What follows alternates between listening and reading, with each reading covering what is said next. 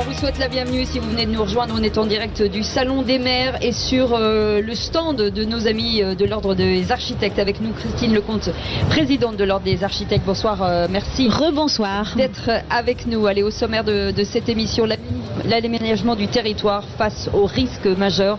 Les politiques de prévention sont cruciales pour réduire les impacts des catastrophes inévitables et réchauffement climatique, avec la hausse du niveau de la mer qui menace 1,4 million de personnes sur le littoral d'ici 2050 et l'augmentation des canicules mortelles à 20 jours jusqu'en 2100. Les 2/3 des communes déjà confrontées à un risque naturel. La vulnérabilité des territoires français appelle des réponses urgentes et adaptées. Marie Stinkis est avec nous, présidente du Conseil régional des Hauts-de-France. On en parle avec elle dans quelques instants. Comment construire dans les Outre-mer? Les Outre-mer, avec leurs climats tropicaux ou équatoriaux, comme en Guyane par exemple, sont liés au risque d'événements météorologiques extrêmes. Ces départements français nécessitent des approches de construction différentes de celles de la métropole. La situation géographique les expose à un risque sismique élevé pour certains, particulièrement aux Antilles, notamment dans les constructions publiques et les logements collectifs sociaux. Nous serons en compagnie de Jean-François Caclin, président du Conseil régional de l'Ordre des architectes de la Martinique. Et peut-on développer l'architecture en circuit court par l'utilisation des matériaux locaux? Le secteur de la construction en France, consommateur de 45% de l'énergie et responsable d'un tiers des émissions à effet de serre, s'oriente vers l'écologie. La réglementation environnementale 2020 encourage à une sélection éclairée sur l'utilisation des matériaux, leur classification, leur origine et leur fabrication dans les pratiques de construction durable. Yolène Paufichet est avec nous, spécialiste des sujets de transition écologique. On en parle avec elle dans quelques instants. Et enfin, l'Ordre des architectes se mobilise au Salon des maires pour promouvoir un aménagement durable avec un programme riche, incluant plus de 15 débats et ateliers entre maires et architectes. Les discussions portent sur l'urbanisation responsable, l'usage de matériaux éco-responsables et la rénovation patrimoniale, avec un slogan: un maire, un architecte. Bienvenue dans les vraies voix. On est ensemble jusqu'à 20h. Les vraies voix Sud Radio. Et on parle d'aménagement du territoire face aux risques majeurs. Christine Lecomte, présidente de l'Ordre des architectes. Effectivement, aujourd'hui, les changements climatiques nous montrent depuis quelque temps les inondations, les vents violents, les tempêtes, les séismes. Aujourd'hui, il va falloir trouver des solutions face à ces enjeux. On n'a pas le choix. On n'a pas le choix. Pourquoi? Parce que en pratiquement un siècle, on va prendre 4 degrés, alors qu'on a déjà pris 4 degrés, mais en 20 000 ans.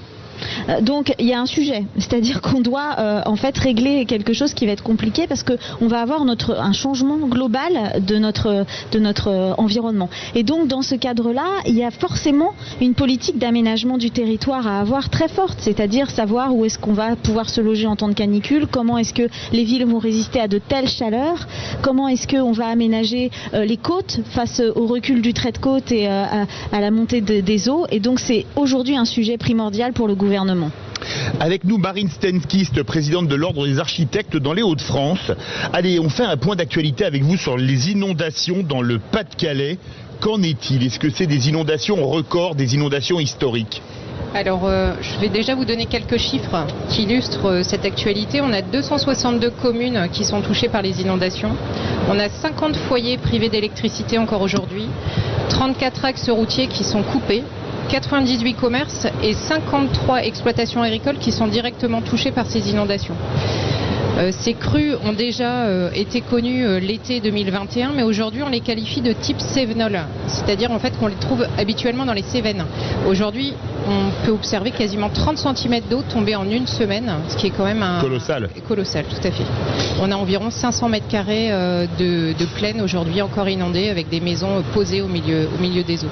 Si on fait un petit état des lieux justement sur les Hauts-de-France et sur l'habitat et sur les terres par exemple, aujourd'hui on dit qu'il faut anticiper, alors ça n'a pas été le cas. Quel est l'avenir justement pour faire face à ces enjeux et quels sont les premiers travaux à mettre en place?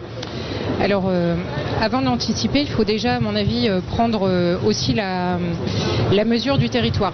On a un territoire qui est aujourd'hui, en tout cas à cette période d'hiver, avec une nappe phréatique qui est quasiment pleine, avec un sol qui est argileux, avec une évacuation des eaux qui va prendre vraiment de nombreuses semaines, avec on va dire un système de pompage qui doit être mis en place. Et surtout, on va dire pour anticiper, on a surtout un travail de reconnaissance de ce territoire avec aussi, on va dire, l'entretien des noues, l'entretien des sols filtrants qui contribuent notamment en fait à l'évacuation naturelle de ces eaux. Et quelles ont été les précautions et interventions des architectes pour la prévention des risques comme les inondations qu'il y a eu et qu'il y a encore d'ailleurs dans les Hauts-de-France? Alors aujourd'hui, nous avons les architectes de l'urgence qui sont sur place, qui travaillent à côté en fait des pompiers pour intervenir, pour les aider pour une traversée d'un pont fragilisé ou encore pour mettre en sécurité des bâtiments qui sont instables ou dangereux. Mais aujourd'hui, on va dire la décrue, même si elle est annoncée, il pleut encore énormément et donc tant que on va dire la décrue ne sera pas vraiment opérationnelle, l'intervention sur les bâtiments ne sera pas encore possible. Christine Lecomte, vous avez un métier d'utilité publique, les architectes, quand on entend ce que font vos confrères et vos consoeurs, notamment dans les Hauts-de-France, dans cette période difficile. Ouais, l'architecture est décrétée d'intérêt public, donc de toute façon on est dans la loi de ce type-là. Mais après, ce qu'il faut entendre dans le discours de Marie aussi, c'est que tous les territoires ne se valent pas, tous les sols sont différents et qu'en fait il faut beaucoup plus construire avec la géographie et donc et le rapport à l'eau. Et c'est ça en fait qu'il faut retenir comme leçon, on va dire, à long terme, parce que le court terme, comme disait Marie, voilà, c'est la reconnaissance de ce qu'il y a aujourd'hui comme dégâts et donc il faut être au plus près des populations. Et comment accompagner justement les politiques urbaines dans cette modification, dans ces changements à venir? Donc déjà, il y a énormément de communes en France qui sont touchées par des risques d'inondation et la moitié de ces communes-là, voilà, et la moitié de ces communes-là en fait ont des plans de prévention de risques d'inondation. Et donc c'est ces plans en fait qui nous permettent de savoir où est-ce qu'on va construire, comment on va construire, notamment. Et donc il faut faire des projets en amont qui intègrent le risque inondation et parfois on peut même aller jusqu'à penser l'aménagement des territoires en se disant, en travaillant sur le repli et le dépli. Ça veut dire on se replie au moment où on sait qu'il va y avoir des inondations et on se déplie quand on sait que c'est des périodes où il y a moins d'inondations. Ça paraît comme ça peut-être un peu abstrait, mais on a la capacité en termes d'urbanisme de le faire. Marie Stenquist, dans les Hauts-de-France, le Pas-de-Calais, c'est le département le plus touché. Le Pas-de-Calais, c'est pas qu'un département, c'est aussi le nom du détroit qui sépare la France du Royaume-Uni. Il est étroit, il est peu profond. Est-ce qu'on va devoir revoir totalement les constructions sur le littoral qui est magnifique avec des belles stations comme le Touquet, Berck, etc. C'est vrai que c'est joli. On a forcément des questions qui vont se poser sur le littoral et le trait de côte, on en parlera après avec Christine, mais lorsqu'on prend des exemples comme une ville qui aujourd'hui se trouve dans la terre et qui s'appelle Montreuil-sur-Mer, je pense qu'on se pose aussi la question de là où en fait la nature reprend plus ou moins son chemin et ses droits et vraiment la reconnaissance et la connaissance de la géographie nous permettra aussi d'anticiper les phénomènes à venir et qui vont se faire de plus en plus fréquents. Oui. Connaître la nature c'est hyper important parce que si on regarde par exemple la baie du Mont-Saint-Michel, justement c'est l'inverse, elle s'envase. Oui, donc en fait on a vraiment un littoral qui bouge et on estime aujourd'hui à peu près 800 000 constructions et 1 500 000 habitants qui vont être impactés par le recul du trait de côte et donc il va falloir travailler forcément sur la recomposition spatiale de beaucoup de lieux. Mais on va parler d'argent aussi parce que le coût aujourd'hui va être faramineux certainement, en tout cas pour la région. Pour la reconstruction. Alors, ça va être faramineux. Ça va être faramineux, mais c'est compliqué parce que en fait, aujourd'hui, on parle beaucoup des assurances et du régime de catastrophe naturelle. Et le régime de catastrophe naturelle, il va pas pouvoir conserver en fait toutes les catastrophes. Donc à un moment donné, c'est un peu comme la sécurité sociale. Si on va tous dessus au même moment, ça marchera pas. Donc il va falloir, non mais c'est vrai, il faut le voir comme ça. Non, c'est la comparaison qui est amusante. Mais bon, c'est pour faire comprendre. Et ce régime de catastrophe naturelle, on le paye tous les mois, quand on paye nos assurances, notamment habitation, et aujourd'hui il va forcément un peu augmenter au vu de l'augmentation des catastrophes. Marie Stenquist, une dernière question. Pas très loin, vous avez un pays qui s'appelle les Pays-Bas, qui a eu des très très gros problèmes d'inondation il y a des dizaines d'années, mais qui a trouvé la solution avec des polders. Vous travaillez avec vos confrères architectes néerlandais, par exemple, pour voir comment ils construisent, s'il y a des solutions, etc. Alors notamment, il y a encore quelques jours, des architectes hollandais étaient en déplacement sur le terrain pour venir donner des conseils. Et aujourd'hui, on va dire, tant que le pompage et surtout la question de l'infiltration des sols ne sera pas reprise complètement à partie dans la politique urbaine, on n'aura pas de solution de grande envergure. Donc là, les plans urbains doivent le prendre vraiment en compte. Une question, dernière question de néophyte, on va parler des Outre-mer dans quelques instants. On ne construit pas forcément dans les Outre-mer comme on construit en métropole, mais par région aussi. Est-ce qu'il va falloir être plus précis sur les types de construction en fonction des régions ? Alors oui, et puis même peut-être par rapport à la nature des sols, tout de même par exemple les retraits gonflements d'argile qui touchent énormément de Français et qui provoquent des fissures, c'est-à-dire quand le sol se gorge d'eau ou pas, ça change en fait et donc les maisons se fissurent, ça pose d'énormes problèmes en France et donc oui, en fait selon les régions, on va pouvoir construire mieux. Peut-être qu'on en parlera tout à l'heure avec Yolène Paufichet notamment sur les circuits courts, mais en fait le but c'est d'aller chercher la matière au plus près et notamment pour des transports de matériaux décarbonés. Alors vous restez avec nous, on revient dans un instant, on partira dans les Outre-mer, ça va nous mettre un petit peu de soleil. Cap au sud. Oui, climat tropicaux, humide et équatorial en Guyane par exemple, avec des événements météorologiques qui peuvent être extrêmement violents. On va en parler avec Jean-François Caclin qui sera avec nous, président du conseil régional de la Martinique. Merci en tout cas beaucoup d'avoir été avec nous, Marie Senkist, présidente du conseil régional des Hauts-de-France. Vous restez avec nous, on reste ensemble jusqu'à 20h, à tout de suite. Les vraies voix Sud Radio, 17h-20h, Philippe David, Cécile de Ménibus.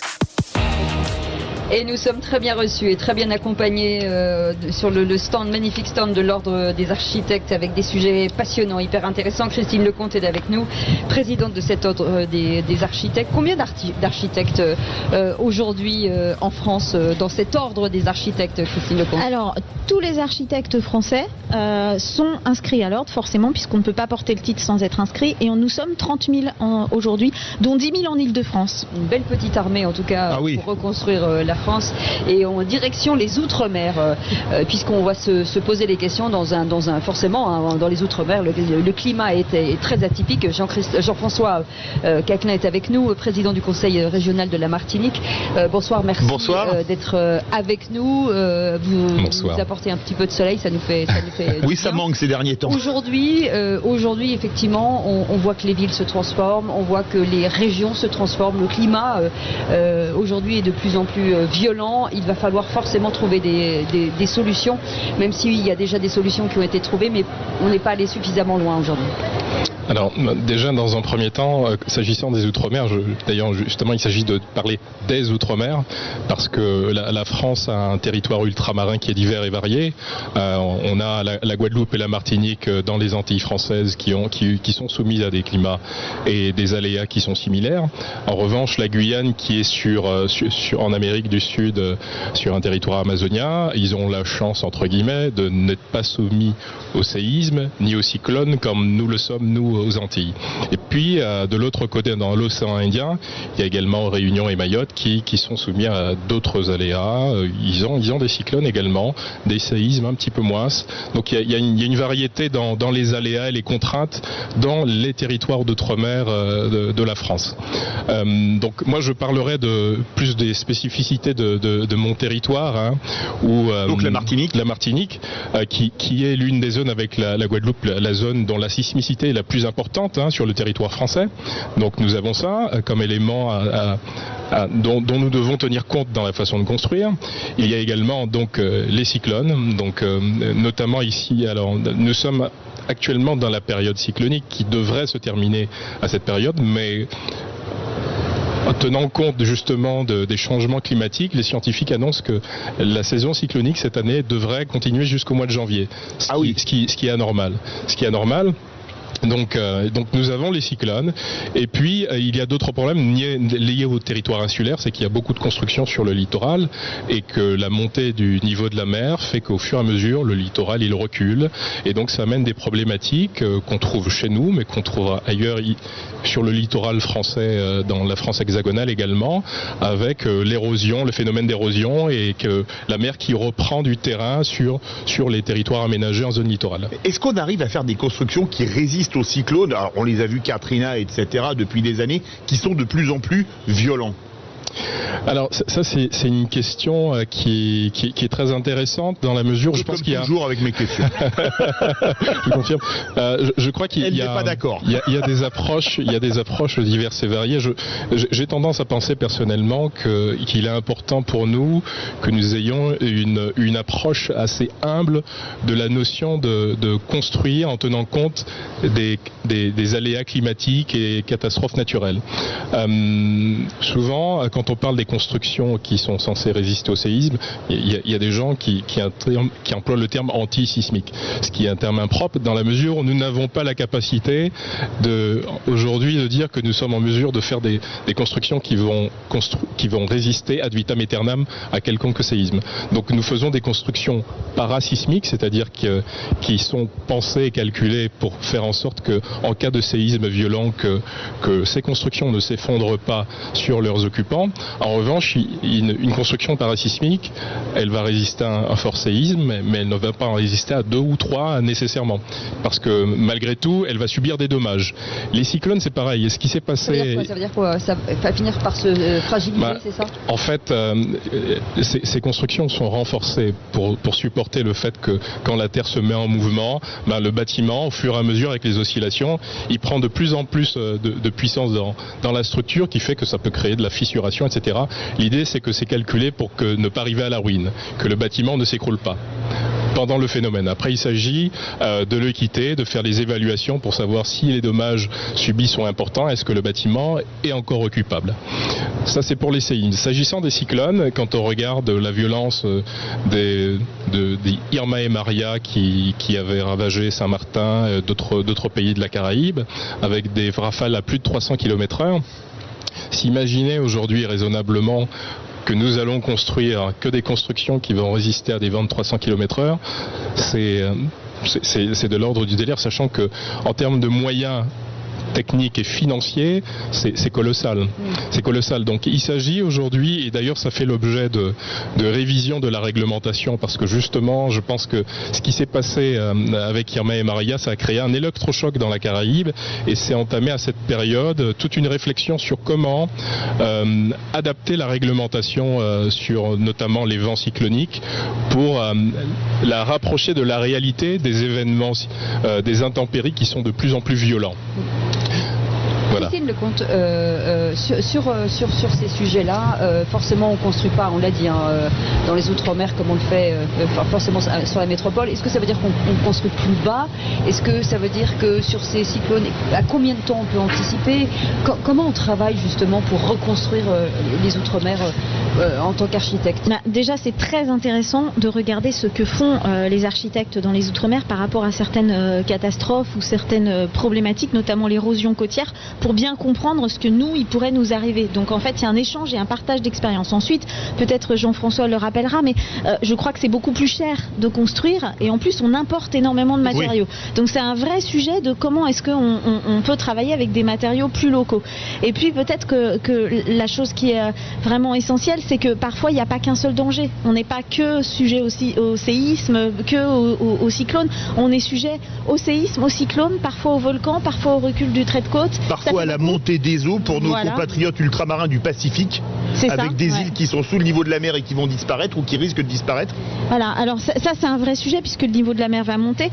Par exemple au Prêcheur, dans le nord de la Martinique, on a effectivement un travail entre élus et architectes sur la recomposition spatiale d'un village qui en fait est coincé, on peut le dire un peu comme ça, entre les lares du volcan, c'est-à-dire les coulées de boue et de pierre qui descendent du volcan, et l'érosion côtière. Et donc c'est vraiment des travaux de projets pour permettre aux gens de continuer à vivre dans ces conditions-là. Jean-François Queclin. Oui, c'est vrai que le projet qui s'opère au Prêcheur depuis 2018 maintenant, il est assez remarquable dans la dimension du déploiement de ce qu'on appelle la résilience, préparer une ville pour qu'elle devienne résiliente vis-à-vis, alors comme je le disais tout à l'heure, nous sommes soumis au cyclone et au séisme. La ville du Prêcheur, elle est en aval de la montagne Pelée, un volcan qui est encore actif, et régulièrement, quand il y a des fortes pluies, il y a des flancs de la montagne Pelée qui se détachent et qui provoquent des coulées de boue avec des sédiments volcaniques qui détruisent tout sur leur passage. Et donc, pour tenir compte de tous ces aléas, il y a un travail qui est en cours depuis 2018 maintenant pour adapter la ville à cette situation, relocaliser les zones de logement, d'habitat de toute la population qui jusque-là était essentiellement occupait le littoral. Hein. C'est une ville. Alors les villes côtières sont souvent des villes avec une activité maritime et notamment de pêcheurs, donc qui sont installées sur le littoral. Et beaucoup de ces habitations, au fur et à mesure, la mer regagnant du terrain sur le littoral, fait que ces personnes sont en situation de vulnérabilité. Allez, vous restez avec nous, on fait une petite pause, on est obligé, ça s'appelle la pub. Je suis désolé, Jean-François Gaclin, président du conseil régional de la Martinique, parce que reconstruire, oui, mais avec quels matériaux? Quels sont les matériaux de demain aussi? Parce qu'il va falloir être éco-responsable, éthique, mais il va falloir que ça tienne aussi, on en parle dans un instant, à tout de suite. Direct du Salon des maires à Paris, les vraies voix Sud Radio, 17h-20h, Philippe David, Cécile de Ménibus. Nous sommes ravis d'être en direct du Salon des maires et surtout sur le stand de l'Ordre des architectes avec des sujets passionnants, mais vraiment passionnants. Christine Lecomte est avec nous, présidente. Merci en tout cas d'être avec nous et on regarde effectivement la construction de demain, que ce soit en métropole ou dans les Outre-mer. Mais pour qu'il y ait construction, forcément, il faut qu'il y ait des matériaux. Quels sont les matériaux de demain? Peut-on développer l'architecture en circuit court par l'utilisation de matériaux locaux? Pour en parler, Yolène Paufichet est avec nous, spécialiste des sujets de transition écologique. Bonsoir, merci d'être avec vous.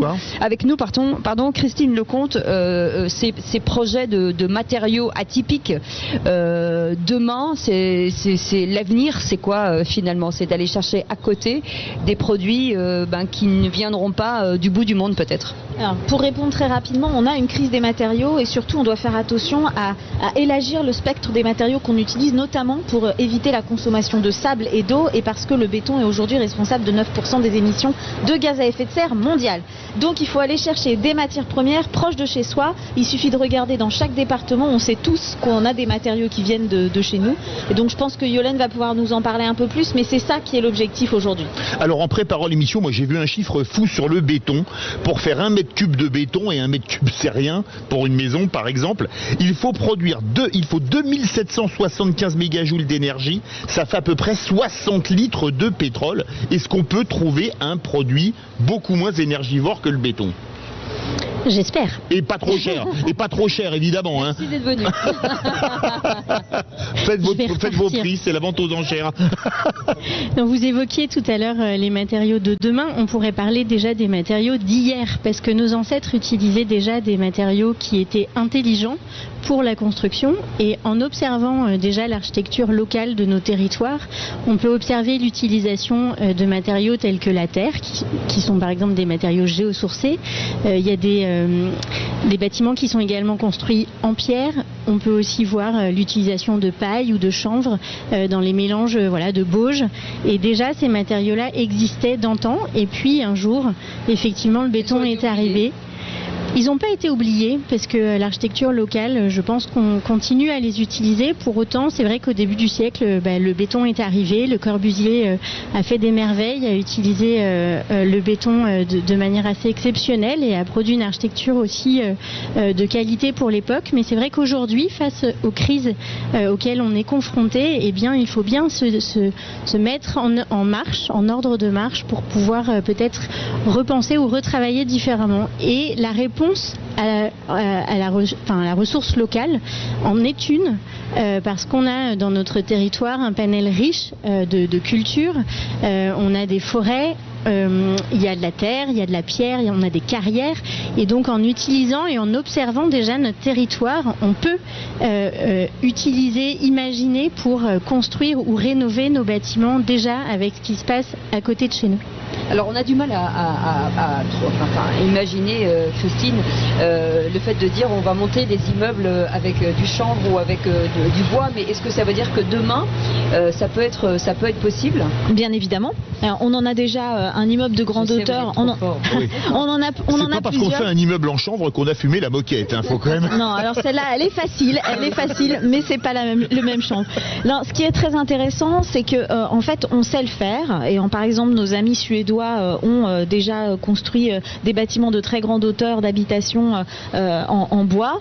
En France, on y arrive aussi, mais c'est compliqué avec la réglementation incendie. Il faut le dire que les réglementations sont plutôt assez favorables pour le béton qui a été leur ami pendant une cinquantaine d'années. Donc aujourd'hui, il faut que les réglementations s'ouvrent, prennent en compte la totalité des matériaux. Il y a des règles professionnelles et c'est tout ça en fait qui fait que l'innovation peut être parfois ralentie. Si vous voulez, un architecte, quand il fait une innovation technique sur un bâtiment, il va sans doute déposer ce qu'on appelle un ATEX, un avis technique. Ça va prendre du temps, ça coûte cher à son client et en fait il ne pourra pas le réutiliser. Donc en fait il va falloir un petit peu évoluer sur les réglementations. C'est ça qui est important. Juste peut-être une petite chose pour dire que le béton, le problème c'est pas simplement les émissions de gaz à effet de serre, c'est aussi le sable qu'on utilise et l'eau qu'on utilise. Et aujourd'hui l'eau ça va devenir la richesse du 21e siècle. Donc si on pouvait travailler plutôt en filière sèche, ça serait vraiment très important. Petite question, en tout cas dans notre inconscient, on se disait, on construisait des maisons, on creusait des buildings et on se disait finalement c'était à vie. Et là on a l'impression qu'on retransforme tout ça, c'est-à-dire que la ville se transforme. À un coup c'était un immeuble, ça devient de bureaux et ça devient des habitations. Est-ce qu'il faut y réfléchir aussi avec tous ces produits biosourcés en se disant que finalement ça peut avoir une deuxième vie et il faut qu'on arrive à trouver, je ne sais pas si je suis très claire dans ma question, mais on peut avoir des matériaux qui soient compatibles peut-être avec une deuxième vie de l'immobilier. La première matière finalement qu'on a sous la main, c'est le bâti existant. Déjà, ces mètres carrés qui sont construits, on a besoin de les utiliser. On ne peut plus avoir de bâtiments vacants en France parce que cette source de bâtiments, il faut l'utiliser pour réinventer peut-être des usages, des nouveaux programmes pour pouvoir utiliser l'ensemble des bâtiments vacants qui sont sur notre territoire. Ça, c'est la première démarche. C'est la deuxième main, c'est ce qu'on appelle la deuxième complément. C'est un peu la deuxième main, on va se retrouver en deuxième main. Mais c'est important en fait d'avoir cette notion, c'est-à-dire que la démolition n'est pas forcément une réponse systématique. Et en fait, étudier en amont, faire un diagnostic du bâti existant pour bien comprendre comment il est constitué, qu'est-ce qu'on peut en faire, comprendre ce qui se passe sur le territoire pour savoir quel type de programme on va pouvoir y mettre dans ce bâtiment-là, c'est déjà une démarche vertueuse de décarbonation. En fait, parce que ce bâtiment construit a déjà utilisé du carbone lors de sa construction et le fait de le réutiliser permet de conserver ce carbone déjà émis. Yolène Poffichon regardait quelque chose avec Cécile de Ménibus et Christine Lecomte avant l'émission, c'était dans les prix de l'équerre d'argent, des briques de terre qui avaient été fabriquées par un architecte. C'était absolument magnifique. Comment ça se passe pour vous les architectes? C'est les entreprises qui font des produits pour le bâtiment, Rockwool, Knauf, etc., qui vous proposent des matériaux, ou parfois des architectes ont ce petit coup de génie et disent tiens je crée quelque chose? Alors l'architecte, lui déjà... Les architectes ont tous des génies, mais ça c'est évident. Évidemment. Non mais c'est vrai que l'architecte tout au long de sa vie se forme. Et aujourd'hui, il y a énormément de formations qui se déroulent, notamment avec la réapparition des matériaux biosourcés. Et donc sur la manière dont on va projeter un béton de chanvre, sur la manière dont on va construire une brique de terre crue, sur la manière dont on va peut-être couler un mur en terre coulée, justement, un béton de terre.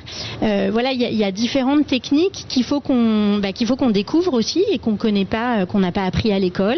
Et le fait de se former et d'aller vers ces nouvelles mises en œuvre permet aussi de nourrir en fait, l'architecte se nourrit de ces différentes techniques et du coup aussi peut imaginer aller plus loin. Et c'est très important que l'architecte se forme et que l'architecte mette aussi les mains dans le cambouis pour comprendre comment est-ce qu'on fabrique un projet, une rénovation.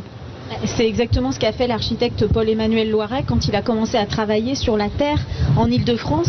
C'était à l'époque où on a commencé les projets du Grand Paris avec la construction du métro et on voyait tous ces déchets qu'on excavait en fait et on ne savait pas quoi en faire.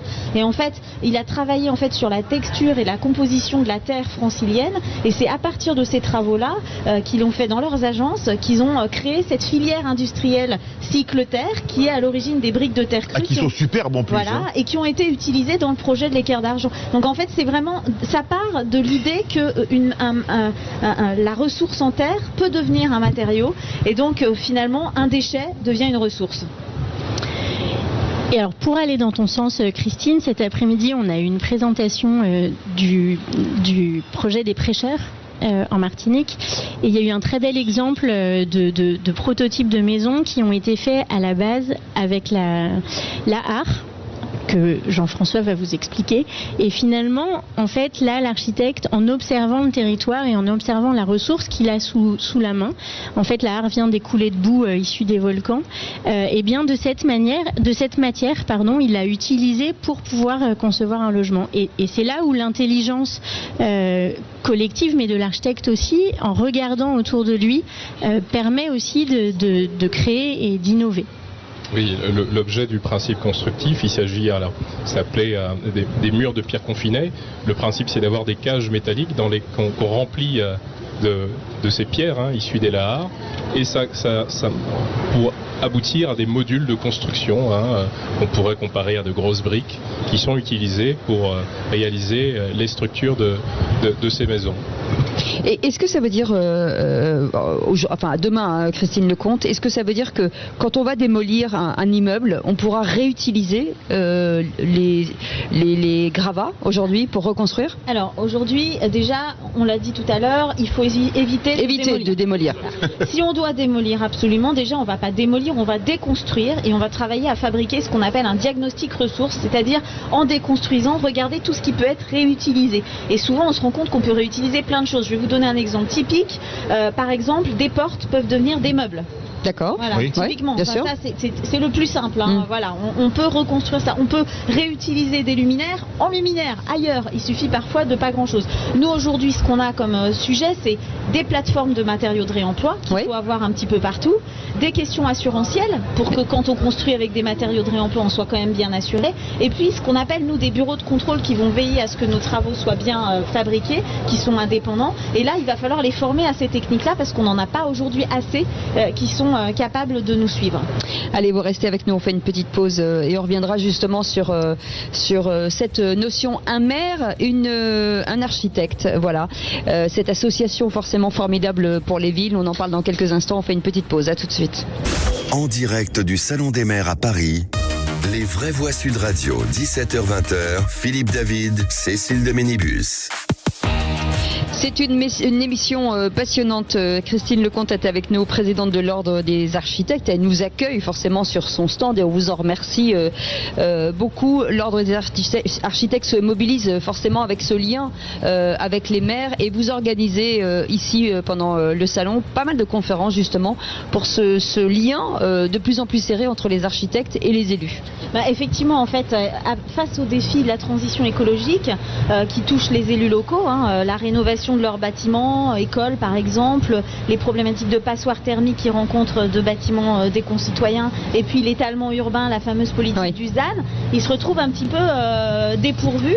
Et donc l'idée en fait, c'est de les accompagner au maximum en amont des projets, parce que ce que nous on voit en tant qu'architecte, c'est quand on arrive au bout de la chaîne, il y a des problématiques qui sont pas bien, et on a une problématique de vision globale. Il n'y a pas d'anticipation. Voilà, il n'y a pas d'anticipation. Et donc le but en fait de cette opération, c'est de travailler sur ce qu'on appelle le conseil en amont, les études, les pré-études en amont.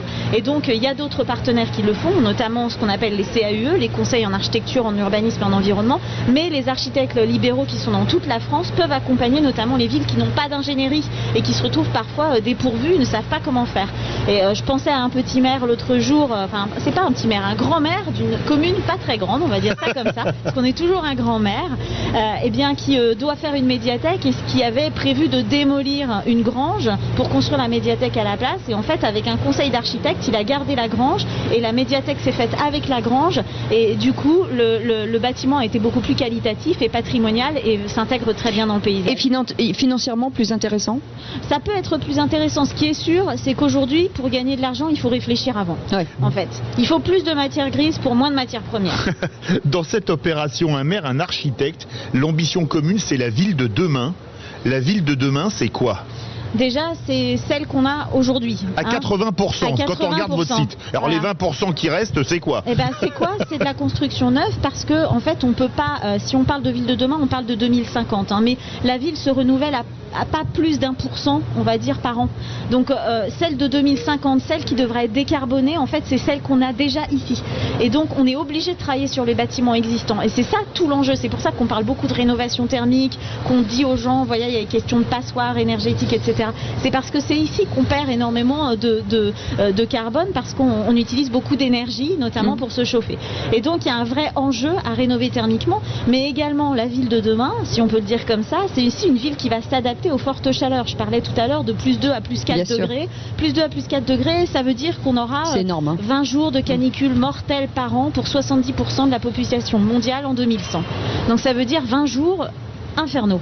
Et là, c'est un vrai sujet pour nous, c'est-à-dire comment on aide à adapter les logements sans aller sur l'option climatisation directement, qui elle aussi consomme beaucoup d'énergie et beaucoup d'émissions de gaz à effet de serre. Ça veut dire que verdir les villes, forcément, c'est un enjeu absolu aujourd'hui. Alors, il y a un enjeu qui est fort, c'est de réconcilier la ville avec la nature, de réconcilier la ville avec la végétation, mais aussi avec l'eau. Pourquoi? Parce qu'en fait, quand on a un sol qui est imperméable et notamment qui est bitumé, déjà on a ce qu'on appelle le phénomène de l'albédo, et quand le soleil se réfléchit sur le sol, en fait, c'est comme si vous faisiez un radiateur géant, et la ville est beaucoup plus chaude que l'extérieur et les campagnes. On peut compter presque jusqu'à 4 à 5 degrés la nuit entre l'extérieur et l'intérieur des villes. Donc plus on a en fait la possibilité d'avoir la photosynthèse et d'avoir en fait des végétaux proches des villes, proches de nos lieux d'habitation, en fait, plus on a l'air frais qui en fait se fait. Dégager des arbres par exemple. Voilà, l'air donc frais. c'est îlots de fraîcheur partout. Débitumé au maximum. Le retour du sable et des charrettes avec les chevaux. On va dire qu'on va arrêter de se dire qu'on a fait de l'espace public pour la voiture et qu'il faudrait bien remettre l'homme à la place. Ouais. Il reste à peu près 1 minute. On est à l'heure où se termine ce premier jour du Salon des maires. Il y en a 3, ça se termine jeudi soir. Le bilan? Le bilan, il est super parce qu'en fait, on se rend compte que les maires ont besoin de ces conseils. Et en fait, ils nous disent, mais on a besoin de vous. Donc en fait, ce réflexe architecte, il faut qu'il se s'ancre vraiment dans les pratiques. Et puis, c'est vrai qu'on a eu Édouard Philippe à l'entrée du salon et qui a inauguré notre stand et qui disait les architectes, en fait, peuvent acculturer les maires sur les sujets et les défis écologiques. Et puis, il a rajouté, les maires peuvent aussi acculturer les architectes sur certaines choses. Mais il avait raison, parce qu'en fait, ce partenariat et ce dialogue est extrêmement important. Nous, c'est ce qu'on revendique, c'est ce qu'on souhaite pour l'intérêt général et c'est ce qu'on souhaite pour nos concitoyens et pour les Français, pour leur faire un beau pays. Nous, on ne s'est pas acculturé, Cécile, on s'est cultivé aujourd'hui. Absolument. En tout cas, on remercie tous nos invités. On vous remercie de nous avoir reçus sur ce magnifique stand. Merci à vous. Merci beaucoup, en tout cas, d'avoir été avec nous. Christine Lecomte, présidente de l'Ordre des architectes. Merci Marie Stenkist, présidente du Conseil régional des Hauts-de-France. Merci Jean-François Caclin, président du Conseil régional de la Martinique. Yolaine Paufichet, élue de l'Ordre des architectes et spécialiste des sujets de transition écologique. Et on vous retrouve demain. On sera toujours en direct des Salons des maires. Mais à une vingtaine de mètres à gauche chez les buralistes. Absolument. Ce sera un autre endroit. Oui, mais ce ne sera pas une émission fumeuse. Allez, passez une très belle soirée et on se retrouve demain à 17h. Tout de suite, Sud Radio à votre service.